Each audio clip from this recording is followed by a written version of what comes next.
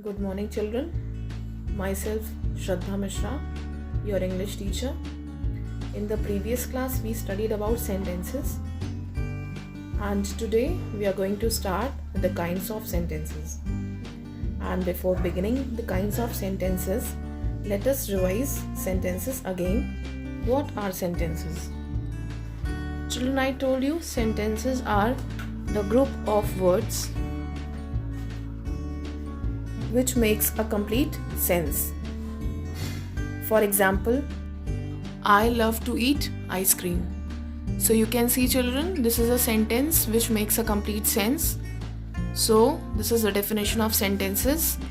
Now we'll move further and start with the kinds of sentences. Children, sentences are of four kinds. First is statements or assertive or declarative sentence. That means you can call them either statements, or they are also known as assertive sentences, or they are also known as declarative sentences. Second is your imperative sentence. Third is interrogative sentences, and fourth is exclamatory sentences. So these are the four kinds of sentences which you are going to study. Now let us start with the first kind.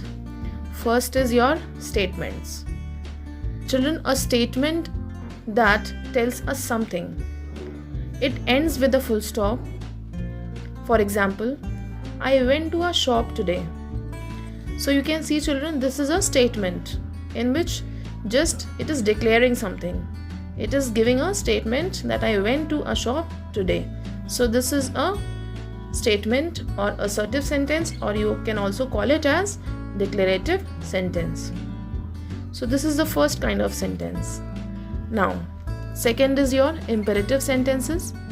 Imperative sentences are those which tell someone to do something, which means it can be a command or request, and it also ends with a full stop. So basically, children, sentences begin with a capital letter and end with a full stop. For example, please complete your homework. So in this sentence, you can see a request is there. The request is please complete your homework. So a person is requesting to complete the homework. So this is an imperative sentence. Some more examples of imperative sentences can be shut the door, don't go outside. So you can see a command is being given or a request is being done. So this is an imperative sentence. Now next is your interrogative sentences. Children, in daily life, you are always asking so many questions from each other, even with your teachers or your friends or your parents. So interrogative sentences are those which ask a question, okay, and it ends with a question mark. You can see this is question mark. So interrogative sentences end with a question mark. It's very easy. For example, where do you live? This question you have asked, might have asked so many times. Where do you live? What are you doing? Where are you going? So these are all examples of interrogative sentences. Similarly, next is your exclamatory sentences. What are exclamatory sentences, children?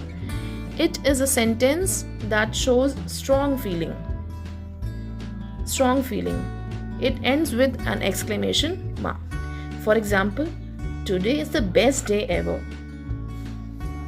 This is a strong feeling. Okay?